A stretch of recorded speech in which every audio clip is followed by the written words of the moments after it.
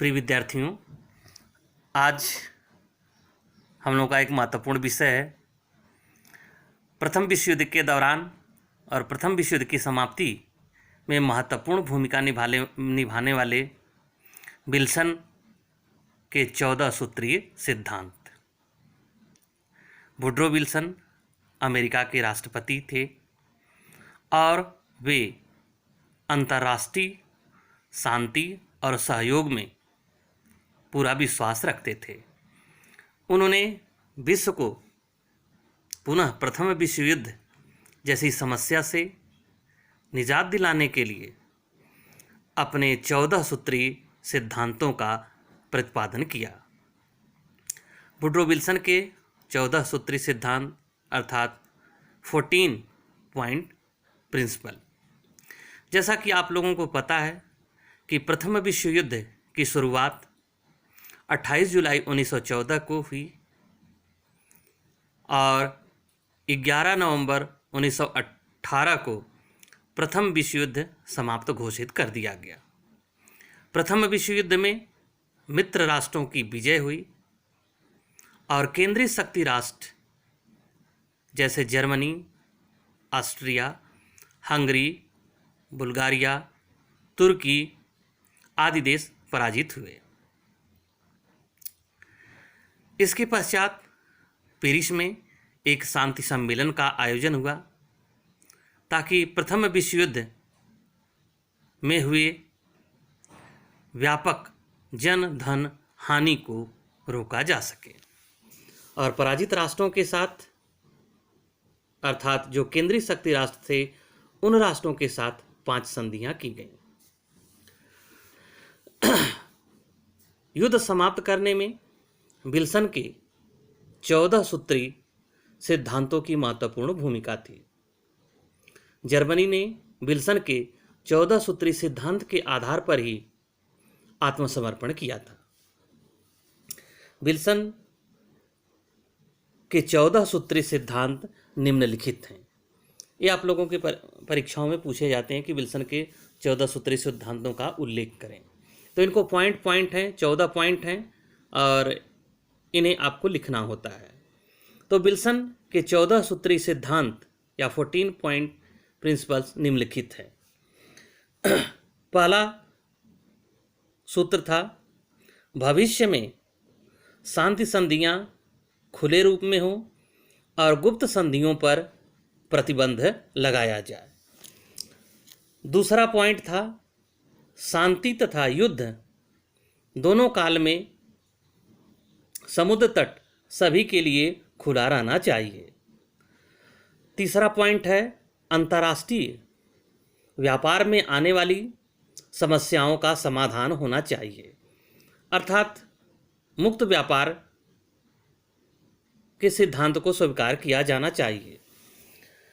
चौथा पॉइंट है, शस्त्रों और अस्त्रों में कमी की जाए, अर्थात निःशस्त्रीकरण पर बल दिया गया। पांचवा पॉइंट था, उस समय उपनिवेश एक प्रमुख समस्या थी और जर्मनी के भी उपनिवेश विभिन्न क्षेत्रों में स्थापित थे। तो पांचवा पॉइंट इसका था कि उपनिवेशों की समस्या का उचित समाधान किया जाए। छठा पॉइंट था, केंद्रीय राष्ट्र अर्थात जर्मनी, हंगरी, बुल्गारिया, तुर्की आदि देश रूस को स्वतंत्र छोड़ दें, जिससे रूस का राजनैतिक विकास हो सके। सातवां पॉइंट था, जर्मनी बेल्जियम को मुक्त कर दे, क्योंकि जर्मनी का अधिकार बेल्जियम पर था। आठवां बिंदु था, अल्सेस लॉरेन का क्षेत्र फ्रांस को दिया जाए, क्योंकि 1870 के युद्ध में जर्मनी ने अल्सेस लॉरेन का क्षेत्र फ्रांस से ले लिया था, जो कि फ्रांस के लिए सम्मान की बात थी। अतः इस बिंदु 8वें बिंदु के तहत यह कहा गया कि अल्सेस लॉरेन का क्षेत्र फ्रांस को दे दिया जाए। 9वां बिंदु था, राष्ट्रीयता के सिद्धांत पर इटली का पुनर्निर्माण हो और पुनः सीमांकन किया जाए, यानी उसकी बाउंड्री का पुनः निर्धारण किया जाए।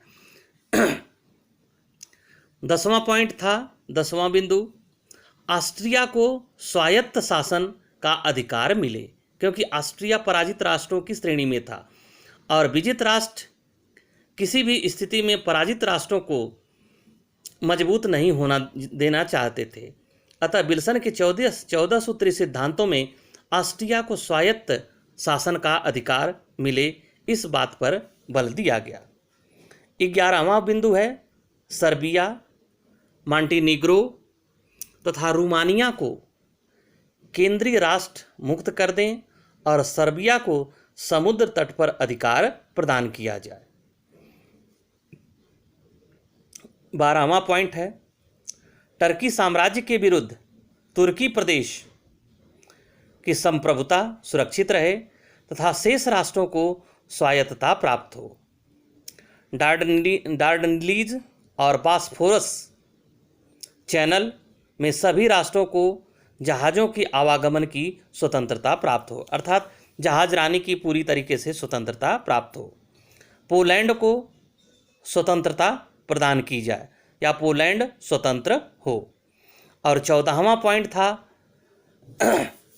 जो सर्वाधिक महत्वपूर्ण पॉइंट था और जिस पर वुडरो विल्सन सर्वाधिक बल देते थे, राष्ट्र संघ की स्थापना।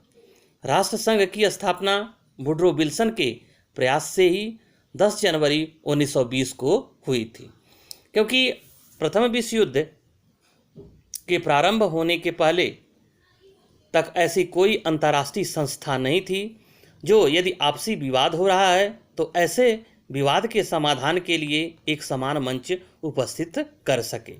अतः विल्सन का 14वां पॉइंट, जो कि सर्वाधिक महत्वपूर्ण पॉइंट था, राष्ट्र संघ की स्थापना। राष्ट्र संघ की स्थापना का मुख्य उद्देश्य यही था कि सभी राष्ट्रों को राजनीतिक स्वतंत्रता और समानता प्राप्त हो। पेरिस शांति सम्मेलन में यदि विल्सन के 14 सूत्री सिद्धांतों को मित्र राष्ट्रों ने माना होता तो शायद द्वितीय विश्व युद्ध की विभीषिका में पुनः संपूर्ण विश्व नहीं जला होता। यद्यपि मित्र राष्ट्रों ने पेरिस शांति सम्मेलन में विल्सन के सिद्धांतों को कुछ अंशों तक स्वीकार किया, लेकिन पूर्ण रूप से स्वीकार नहीं कर पाए। यह महत्वपूर्ण है और इसे आप लोग बच्चे याद रखना, क्योंकि ये टिप्पणी में भी पूछा जा सकता है और पेरिस शांति सम्मेलन के संदर्भ में भी पूछा जा सकता है। धन्यवाद।